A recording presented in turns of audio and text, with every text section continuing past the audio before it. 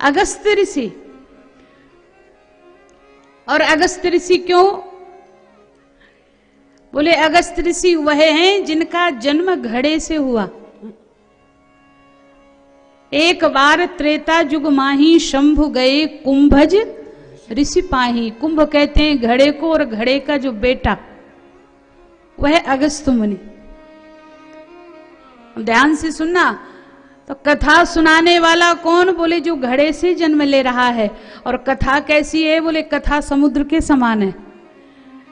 और कथा सुनने जो आया है वह कैसा? बोले वह भी ज्ञान स्वरूप समर्थ सदगुरु है। तो यहां पर मानो श्री तुलसीदास जी महाराज कहना चाहते हैं कि राम जी की कथा कहने का अधिकारी वही है, सुनने का अधिकारी वही है जिसके जीवन में अभिमान नहीं है, केवल और केवल भगवान बैठे हुए हैं। वही कथा कह सकता, वही कथा सुन सकता है। नहीं तो महाराज फिर तो वही होता है कि कितनी भी भीड़ हो जाए, कितनी भी कथा सुनो, बोले एक दो कथा हमने तो जाने कितनी कथा सुन डाली, मतलब यहां से सुनी, यहां से बाहर और गई बाहर। तो यहां पर बड़े प्रेम से भाव से सुना है और अगस्त्य मुनि ने कथा को सुनाया है। और जैसे ही सुना तो मैं आपसे निवेदन करूं कि जो कथा सुनावे और जो कथा सुने कोई अभिमान ना करे कि हम विशेष हैं। बड़ा सुंदर भाव पूज्य गुरुदेव भगवान लिखते हैं। तो जो कथा सुना रहा है, जो कथा कह रहा है, दोनों का मन अभिमान शून्य होना चाहिए। अब महाराज कथा आरंभ हो गई, बड़े प्रेम से सुनी भोले बाबा ने कथा और बड़े भाव से अगस्त्य मुनि ने कथा सुनाई। और बिठाया कहाँ? भोले बाबा को, सती मैया को बोले उच्च आसन पर बिठाया, अर्चन वंदन किया और फिर कथा सुनाई। भगवान शिव ने बड़े मनोयोग से कथा सुनी, सती मैया ने कथा नहीं सुनी। और जब कथा विराम हुई तो भगवान शिव से अगस्त्य मुनि ने पूछा, बोले महाराज कथा कैसी लगी आपको? तो बोले महाराज कथा तो क्या कहना, प्रभु की कथा है और फिर आप जैसे निर्मल मन वाले संत के द्वारा सुनने को मिल जाए तब तो और भी सुंदर लगी, बड़ा आनंद मिला। तो मुस्कुराते हुए अगस्त्य मुनि बोले महाराज जब श्रोता को कथा अच्छी लगे तो वक्ता को दक्षिणा भी अच्छी मिलनी चाहिए। अब आप सोचोगे कि दीदी दक्षिणा की बात कर रही हैं, लेकिन यहां पर अगस्त्य मुनि भगवान शिव से मांगते क्या हैं? कथा अच्छी लगी प्रभु आपको, आप मुझे दक्षिणा स्वरूप दे दें। क्या? बोले जिन राम जी की कथा मैंने आपको सुनाई है बस कृपा करके उन्हीं राम जी की भक्ति मुझे प्रदान कर दें, इसके अलावा मुझे कुछ नहीं चाहिए, उनकी भक्ति दे दो। आहा, क्यों? बोले भगति सकल गुण खानी। भक्ति महारानी तो महाराज सकल गुणों की खान है। जिसके जीवन में भगवान की भक्ति आ जाती, जिसे एक बार जीवन में प्रभु का प्यार मिलता है, उसे बस आंसुओं के हार का उपहार मिलता है।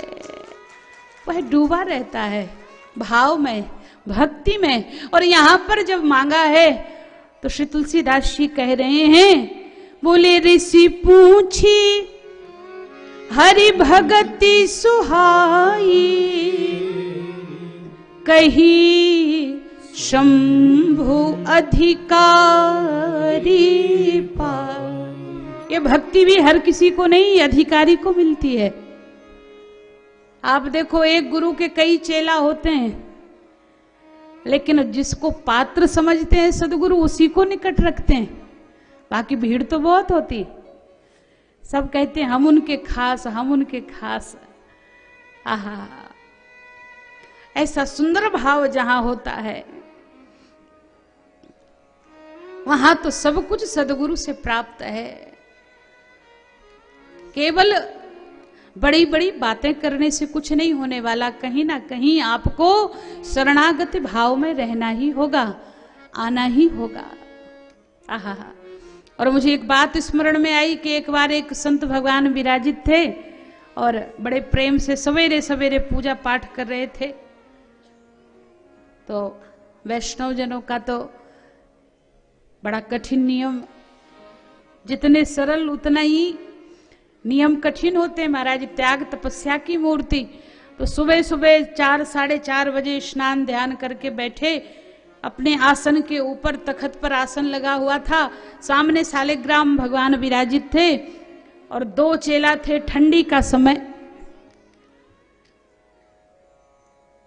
तो गुरुजी बैठ गए तो पुष्प तो आ गए पर तुलसी दल नहीं आ पाए। तो दोनों चेला बार बार कहेंगे नहीं तुमसे ज्यादा हम श्रद्धा रखते गुरुजी में। कोई कह रहा नहीं तुम नहीं, हम ज्यादा रखते। अब गुरुजी बैठ गए, उठे कैसे आसन से? नियम के बाद ही उठते थे। तो एक चेला से बोले कि बेटा जाओ, हम तो बैठ गए पूजा में। अब सोचो सवेरे के 4 साढ़े 4 बज रहे हो, जनवरी का समय हो। चेला ठंड से कांप रहा था और गुरुजी स्नान ध्यान करके बैठे। बोले चेले से, बोले बेटा जाओ जरा तुलसी दल लेके आओ।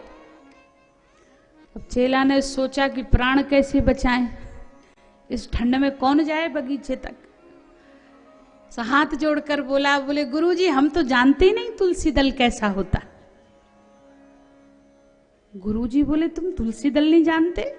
नहीं महाराज हमने देखा ही नहीं। तो गुरुजी बोले चलो हो सकता ना हो पता। तो दूसरे चेले को देखा, बोले बेटा हम तो बैठ गए पूजा में, तो तुम जाओ तुलसी दल ले आओ। जानते हो तुम तुलसी दल? हाँ हाँ महाराज जानते हैं। वैसे ही होते ना जैसे केले के पत्ते बड़े बड़े।